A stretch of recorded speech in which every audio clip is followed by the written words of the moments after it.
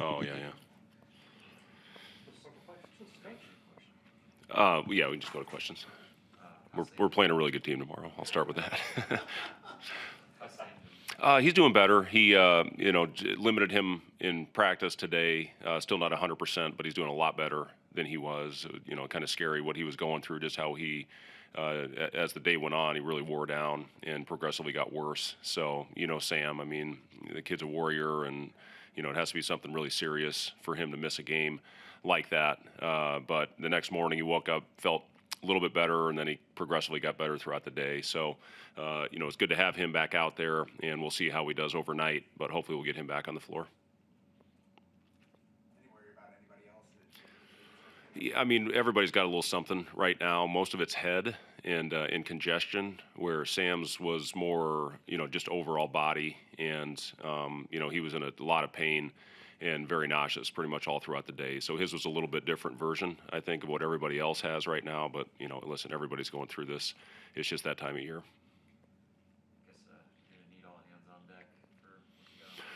Yeah, I mean, it's a scary team. They're number one in the nation in offensive efficiency, and they get 40% of their misses. So glass is going to be huge. They're so physical and so big.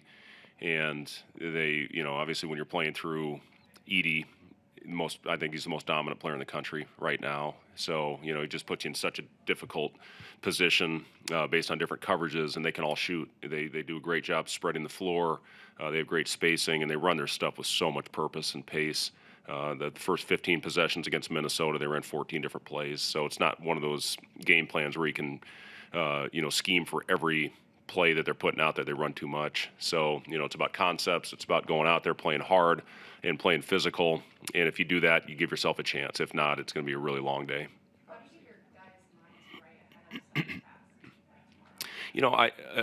I've talked a lot about this group, just how much I love what they're all about and how much I love coaching them and how they bring it every single day. And listen, getting hopefully healthy tomorrow. I mean, Derek and Sam have only been on the floor together for 4 games this year out of the 10 that we've played. So, they're still getting used to each other. We've found a formula against Creighton to get those two really in a 2-man game with the side of the floor cleared, and a lot of good things happen, and that just kind of happened on the fly. So, we prepped for Indiana with a lot of the same things, and then we find out shortly before the game Sam's not going to be there. So you have to completely adjust and come up with a new plan, and obviously we did not get off to a good start. I was really pleased at how that team kept fighting and kept battling, and that's what this group is made of. They're a team that's not going to quit, and second half, we did a lot of really good things, especially offensively against one of the best defensive teams in the country, to go out there and play very efficient. We had a 50% half and, made a couple really nice runs to get ourselves back in that game. Took 4 charges, and I thought had a couple others that very easily could have been called. So, again, that's what it takes in this league. You have to go out and play dirty, and not cheap, but you have to get dirty and grimy sometimes. And I thought our team did that in climbing back into that game against Indiana. Purdue, again, the size, what Edie has done, and the amount of minutes he can play. Playing 34, 35 minutes a game with his size is so impressive. What he's been able to do. The kid's got incredible stamina. And like I said, he's one of the most difficult players to prepare for just because of his size. Last year when we played him, Derek had 2 fouls. They were in the bonus before the first media timeout in both halves, which I don't know if I've ever seen that before, but that's what they do to you with their physicality. So, we said it. It's going to take everybody. Maybe some guys that haven't been out there much are going to have opportunities to go out there and take their turn just because of what he does and how they wear you down on the defensive end.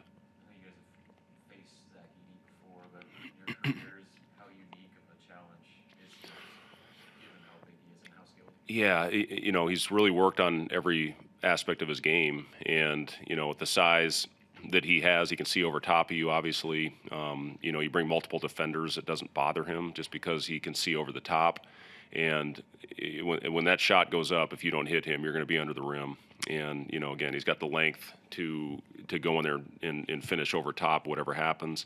And again, Matt runs great stuff for him for their bigs. And back last couple years, it was 20 minutes. Travion was playing 20, and Edie was playing 20. Now, it's the Edie show, and he's, again, the efficiency he's playing with and the numbers he's putting up are incredibly impressive. I think he's as dominant a player as there is in this game. Have you seen those freshman guards fit into Painter's system? Yeah, again, you got two guys that can really shoot it, and you got toughness in both of them. And I'm good friends with Fletcher's dad, and his brother Foster played with my son Jack for several years, and they're close and good buddies from their days at Michigan State. So I've known the family, and the kid, he's a flamethrower on the perimeter, and shooting the ball really well. And again, that all has to do, I think, with Edey because of the attention that he draws. And I've been really impressed with Smith. I think his ability to get downhill, he's tough, he guards, he leads them in steals, and he's third in that team in offensive rebounds. So they've got great toughness with their freshman guards, and the system that they run, they fit in very well. It was CJ, 3 games ago he went 5-11, 14 points, then 1 of 7, and then 7 of 13. How critical is it to get consistency out of him, just given the shooting makeup of the team? Yeah, I think the reason CJ got good looks is because our movement was so good in the second half. And the first half, I thought we just were a little stuck in mud early and stagnant. And once we got moving and cutting, playing through Derek, who's one of the better passers at his position in the league. And once we got the movement going, he got some shots. Casey finally got a couple open ones there towards the last part of the game. But yeah, CJ is a huge part of this team. And the thing I'm really pleased with him is how much he's able to play more sustained minutes for what he did with his body in the offseason. And, when he got it going, he really got us back in that game. But it was good to see the movement. It wasn't anything specific. We didn't call a ton of actions for him. It was just the movement that we had that were able to loosen him up a little bit. Fred, it's not every week that a top 10 player comes in here. What's your message to the fans, knowing that you guys are going to need them to help you out on Saturday? Well, it is every week that we seem like we play a top 10 team. Every game, I think we've played I saw this stat the other day that we've played against more quad 1 teams than any other Power 5 team in the country. So, we're playing a great schedule against great teams, and I know our fans will be here for us in this game tomorrow. And, I think, as I talked about early with this group, it's a team that our fan base can really rally behind because of how much they compete, how hard they play every time they step on the floor. Boston College was awesome. Our fans were terrific in that game, and, I think getting the big win that we did last Sunday, it generated a lot of interest. That's just how those big games go. And again, this team, I've gotten a lot of messages, former players, a lot of people in the community just saying how much, even Indiana, how much they appreciated that team and how hard they fought.